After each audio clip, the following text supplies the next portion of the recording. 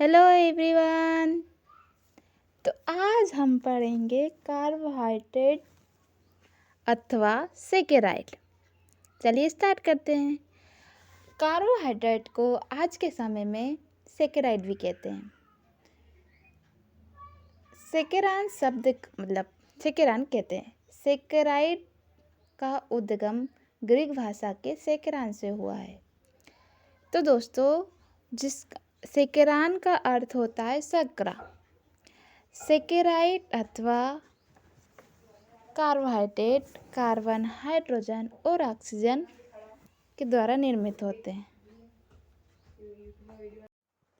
Carbohydrate और saccharide carbon, hydrogen और oxygen द्वारा निर्मित होते हैं।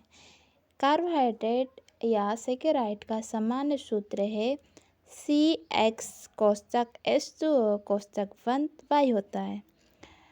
इन पदार्थों को कार्बन के हाइड्रेट भी कहते हैं। इनमें पानी में मिलने वाले हाइड्रोजन और ऑक्सीजन का अनुपात एक समान होता है। पानी में घुलने वाले हाइड्रोजन और ऑक्सीजन का अनुपात एक समान होता है। कार्बोहाइड्रेट में एक एल्डिहाइड समूह और एक कीटोन समूह होता है तथा दो अथवा दो से अधिक हाइड्रोलिक समूह पाए जाते हैं। इन समूह को पॉलीहाइड्रोक्सी कीटोन या पॉलीहाइड्रोक्सी एल्डिहाइड भी कहते हैं। चलिए आगे पढ़ते हैं। कार्बोहाइड्रेट का वर्गीकरण।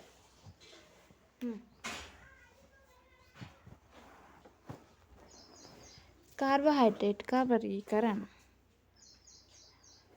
अणु संरचना के आधार पर कार्बोहाइड्रेट को निम्न वर्गों में वर्गीकृत किया गया है। नंबर 1 मोनोसेकेराइड, दूसरे नंबर का है ओलिगोसेकेराइड, तीसरे नंबर का है पॉलीसेकेराइड। तो नंबर 1 मोनोसेकेराइड को पढ़ते हैं। चलिए, मोनोसेकेराइड एक सरलतम कार्बोहाइड्रेट है। मोनोसेकेराइड है जो एक सरलतम कार्बोहाइड्रेट है। इसमें जल का अपघटन हो जाता है। इसके अणु जल में घुलनशील होते हैं और स्वाद में मीठे होते हैं, अतः इनको शर्करा कहते हैं। ठीक है। मोनोसेकेराइड के प्रकार। मोनोसेकेराइड के 5 प्रकार होते हैं। नंबर 1 कौन सा है? ट्रायोजेज। इसमें 3 कार्बन परमाणु होते हैं। कितने कार्बन परमाणु होते हैं? इसमें 3 कार्बन परमाणु होते हैं। उदाहरण है ग्लिसरॉल्डिहाइड। सेकेंड नंबर का है टेट्रोजेज। इनमें 4 कार्बन परमाणु होते हैं। उदाहरण इरीथ्रोज। तीसरे नंबर का है पेंटोजेज। इनमें 5 कार्बन परमाणु होते हैं। उदाहरण है राइबोज। चौथे नंबर का है हेक्सोजेज। इसमें 6 कार्बन परमाणु होते हैं। उदाहरण ग्लूकोज, फ्रक्टोज, गैलेक्टोज। नंबर 5 हेप्टोजेज। इसमें 7 कार्बन परमाणु होते हैं। उदाहरण है सीडोहेप्टुलोज। यहाँ पर मोनोसेकेराइड खत्म होता है। दूसरा प्रकार है ओलिगोसेकेराइड।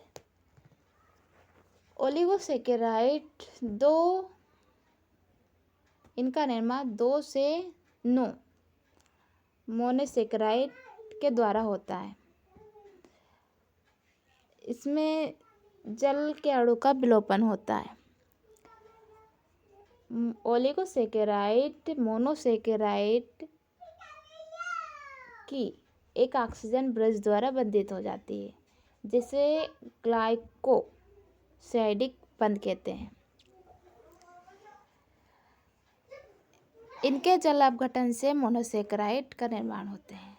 ओलिगोसेकेराइड 4 प्रकार के होते हैं। कितने प्रकार के होते हैं? 4 प्रकार के। फर्स्ट है डाइसेकेराइड। यह डाइसेकेराइड यह 2 मोनोसेकेराइड द्वारा मिलकर बना होता है। इसका डाइसेकेराइड का सामान्य सूत्र है CN कोष्टक H2O कोष्टक 1N1 है। डाइसेकेराइड का उदाहरण है सुक्रोज। सुक्रोज का सूत्र है C12H22O11।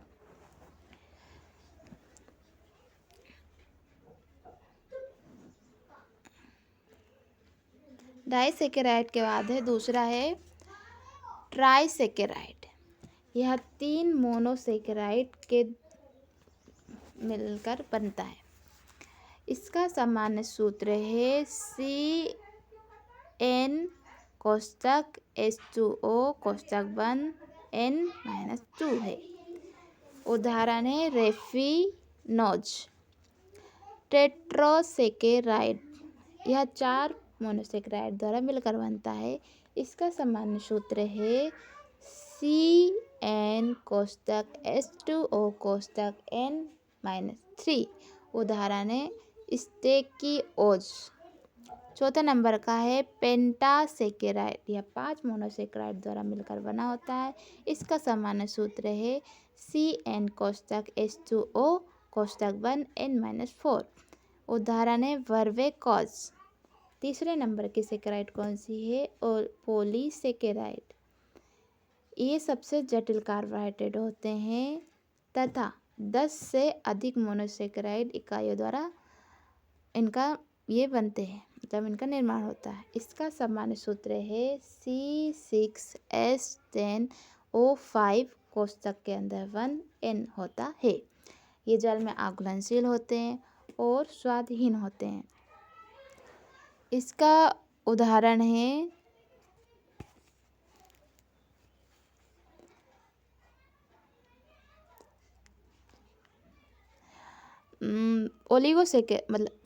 पॉलीसेकेराइड दो प्रकार के होते हैं।